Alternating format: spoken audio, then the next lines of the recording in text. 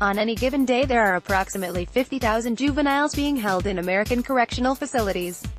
Last week, the nation witnessed an abrupt reversal from the White House, proclaiming for days that he did not have the authority to address the family separation crisis at the border. President Donald Trump appeared to do just that with the stroke of a pen. Trump has purportedly put an end to the family separation policy, but he has also created a host of new issues to resolve. How and when will nearly 2,500 migrant children be reunited with their parents? How and where will families be detained together going forward? Even as these legal questions are being resolved, there is a persistent sense of outrage among most Americans. How could there not be? In 2018, in a time of tremendous economic prosperity, the United States is keeping migrant children in cages, claiming that a policy of family separation deters future illegal immigration.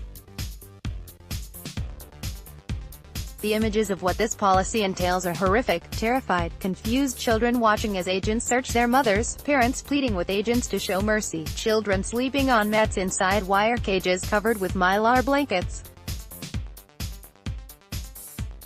The sounds of this inhumanity are even harder to stomach. Children calling for their mother and father, sobbing to the point of breathlessness. Trump's reversal this week is progress. It's a step in the right direction away from the inhumanity that the nation witnessed at the border. But let's also be clear, there are vulnerable kids in cages in every state across America whose cases will not be affected by the president's new order. In fact, on any given day there are approximately 50,000 juveniles being held in American correctional facilities, thousands of whom are in adult jails and prisons. The United States today is an international outlier in the severity of its juvenile justice practices. Despite inventing the juvenile court model in the late 19th century, the United States today is an international outlier in the severity of its juvenile justice practices. Today, every jurisdiction has some provision that permits a child to be charged as if they were an adult, and 23 states set no minimum age for employing this legal fiction. Juveniles convicted in adult court are subject to lengthy mandatory minimums that were drafted with adults in mind. Juveniles can be housed in adult correctional facilities despite being extremely vulnerable to the risks of sexual and physical assault in those locations. Youth are subject to conditions of confinement that were designed for the most dangerous adult offenders, including mechanical restraints and even solitary confinement. Until 2005, we were the only developed nation to execute people for juvenile crimes, and today we are the only country that sentences children to die in prison. Just like the migrant children crossing the border with their parents, American youth accused of a crime are typically traumatized and vulnerable. Our juvenile justice practices have hit poor, minority communities the hardest. Black youth are 5 times as likely as white youth to be detained, even as overall detention rates have fallen. Similarly, poverty shuns children into the criminal justice system who would never be there if they had the financial resources to avoid it. Not only are some kids directed to the juvenile system because state actors think it may address their social welfare needs, but once there, children in poverty often can't afford diversion programs or even ankle bracelets that would allow them to live at home. Among youth serving life without parole sentences, approximately half were physically abused and nearly 80% witnessed violence in the home. In short, by the time a child enters the criminal justice system, he or she has typically endured tremendous stress, abuse and neglect. And of course, youth incarceration is a traumatic event in its own right, one that can cause psychological harm and forever hinder a young person's life prospects.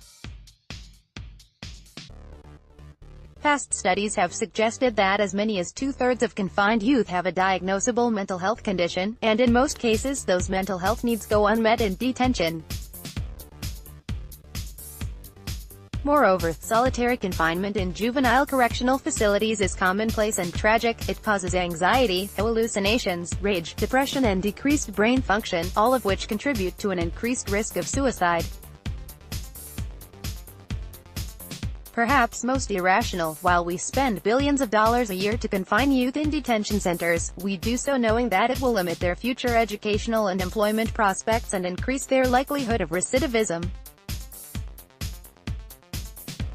As we seek an end to family separation and the horrors of kids in cages at border facilities, we should also take a moment to reflect on our own domestic practice of keeping kids in cages.